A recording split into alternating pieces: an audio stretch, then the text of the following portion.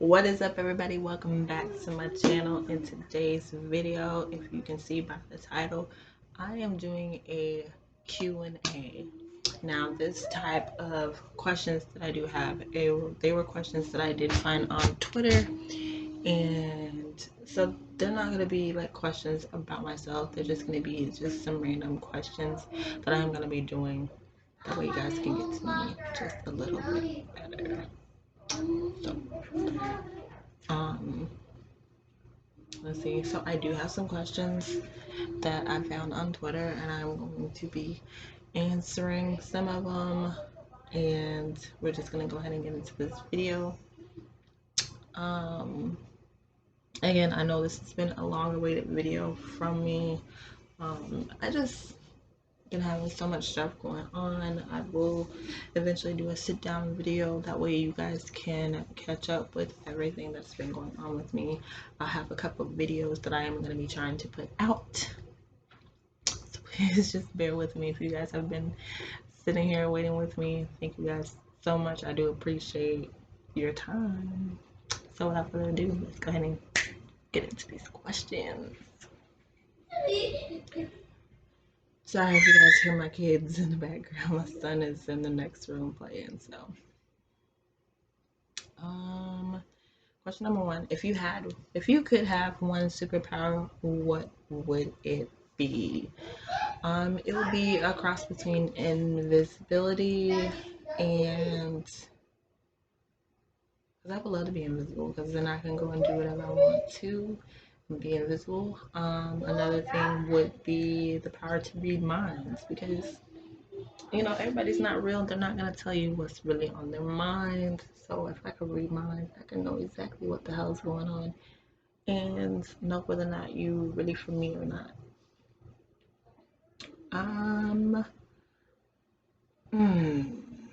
What is your definition of cheating?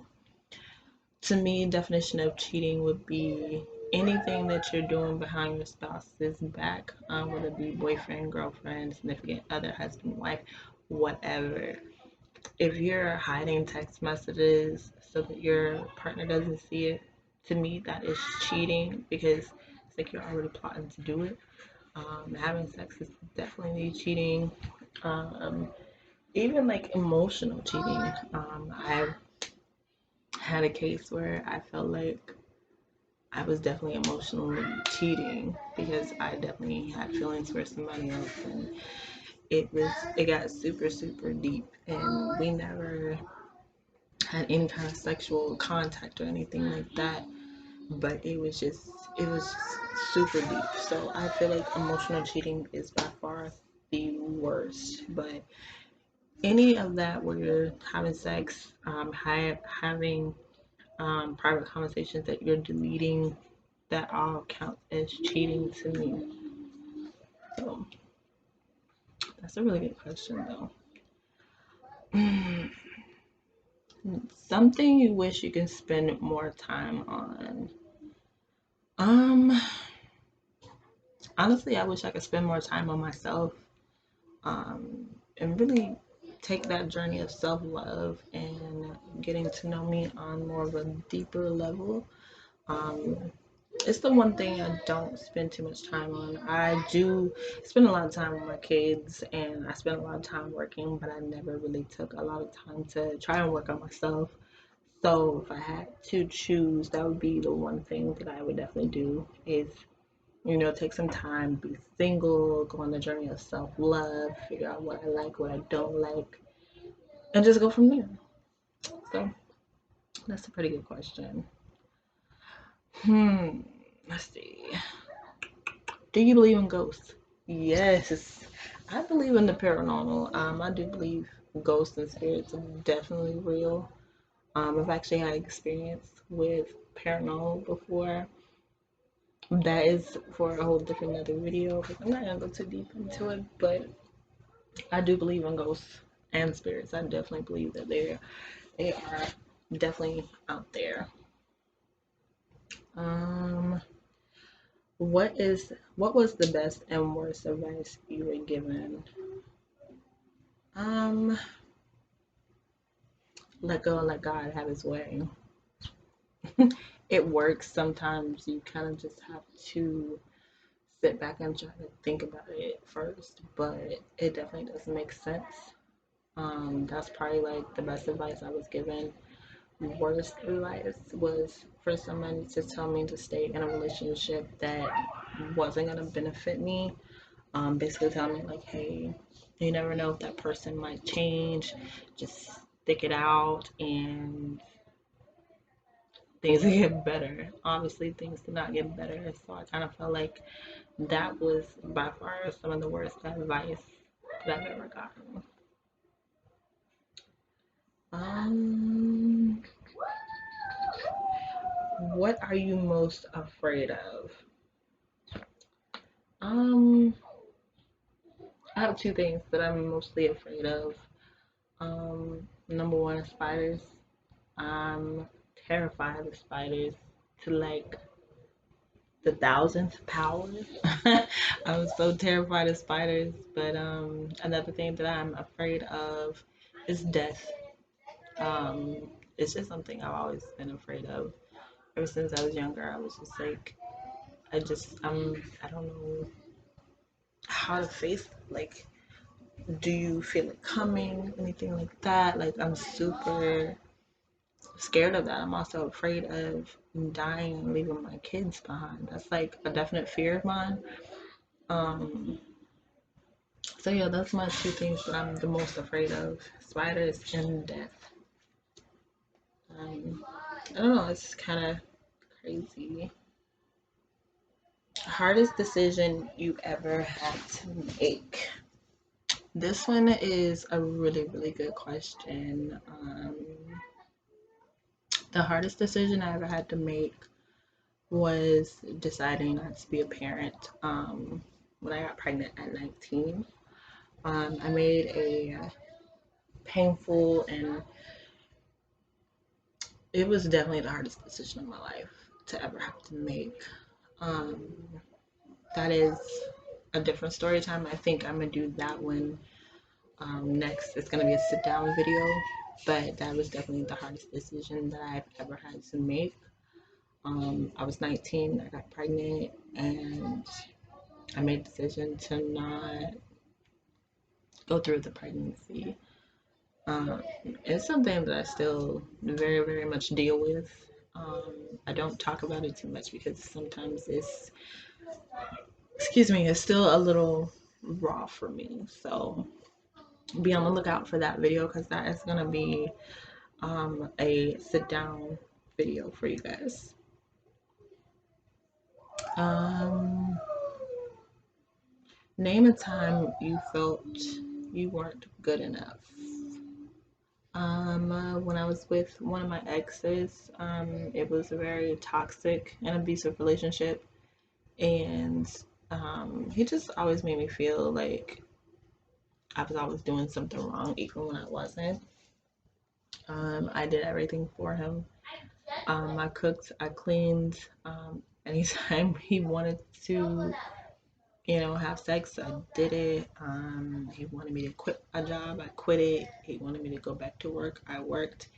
And it just seemed like no matter what I did, it was just always an issue or always problems. So it was just always something with him. And every time we argued, it led to him wanting to disrespect me, put his hands on me, and things like that. So we were together for like a year and a half. And that entire relationship, I always felt like I was never gonna be good enough for him, never up to his standards. It's like no matter what I did, it was like he had a problem with it. So um, that was definitely one of my most saddest moments was dealing with that.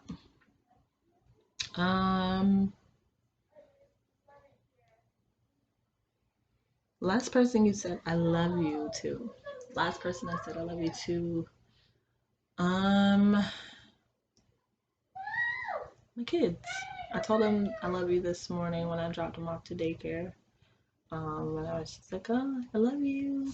So, my babies. Biggest turn on and biggest turn off. For me, With a guy, the biggest turn on is confidence. I love a guy that is super confident. They they know that they own, you know, the presence, and they're just super confident. They have that swag. They have respect. Like, honey, I love that. I love a guy that has respect for a woman and just wants to worship the ground a woman, walks on, and is willing to do anything for her. And if she's giving the same and he's reciprocating that, I love that about a guy. Biggest turnoffs. I cannot stand a guy that sags. Like, you're walking and your pants are like underneath your ass cheeks. Like, bro,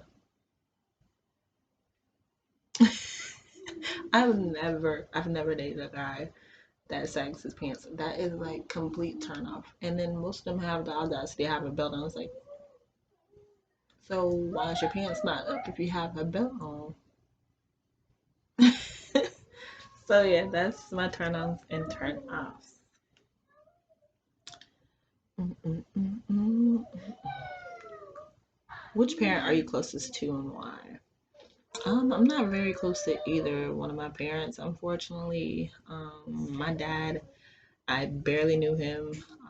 Growing up, I didn't know him until I was like 15. Um, Went to visit him over the summer, and then I went back to visit him again when I turned 18.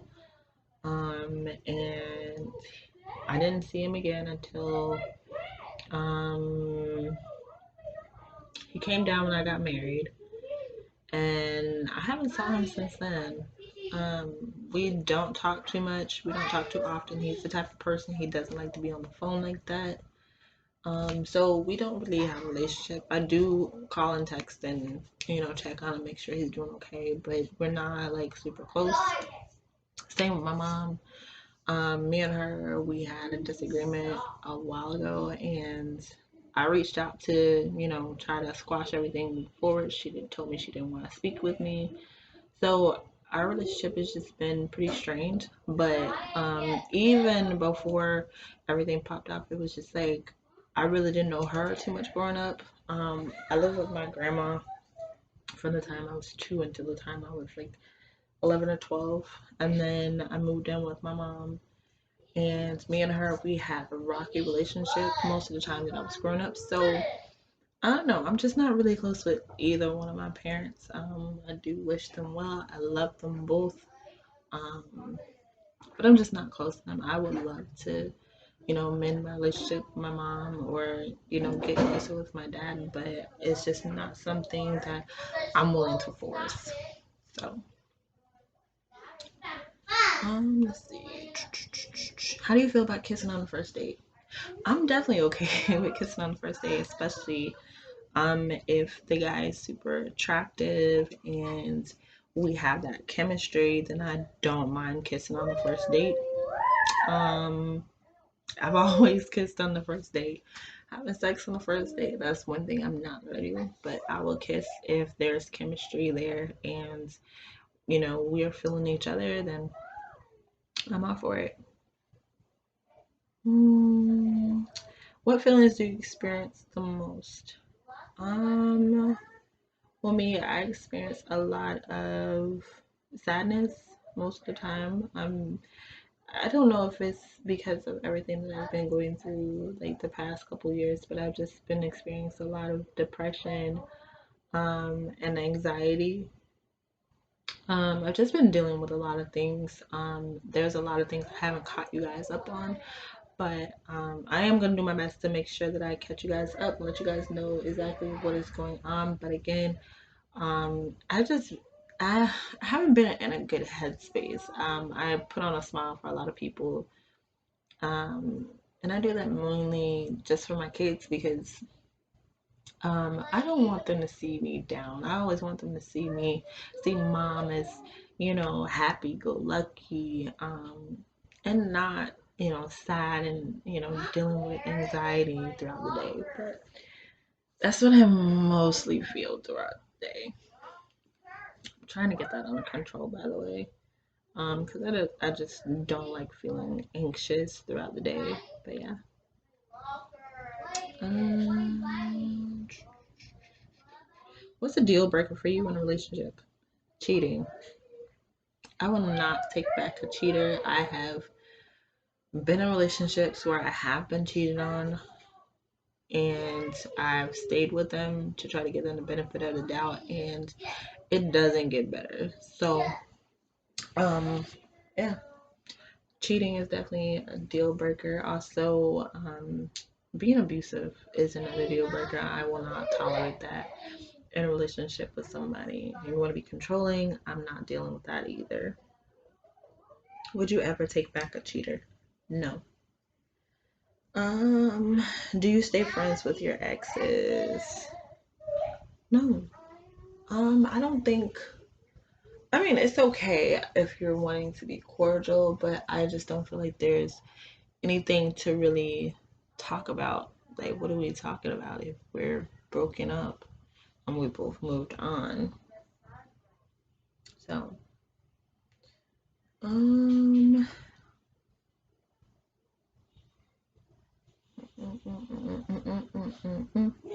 let's see. I think I'm gonna do two more. Let's go. Is it possible? No. Let's try this one. Do you have a fear of commitment? I personally don't have a fear of commitment. But I do question whether or not people are in my life for the right reasons or they just here temporary. I don't like sharing my life with somebody that's just gonna be there temporary. If you and I are together, I do see us long term. But I don't know. It's just a hard thing. Like when me and my ex-husband first got together, it was hard for me to, be with him because I had been out of relationship. I had been single at the time for almost a year. The relationship before him, it was a very abusive relationship. So it took me a lot to, it took me a lot to be able to get my, let my guard down and let him in. Um, it's not a fear of commitment. It's just a fear of just being let down again. And I feel like every time I've been in a relationship with somebody, I've just been constantly let down over and over and over and over and over again. So it just becomes a point of, is this what I want to keep doing? And, part of me wants to be single, but then the other part of me is like, I don't want to be single. I would love to just be with somebody, spend time with somebody. But again, it just takes a lot for me to let my guard down to actually be committed to them. Do I love being in relationships? Absolutely. I love being with somebody, having that significant other. I love that.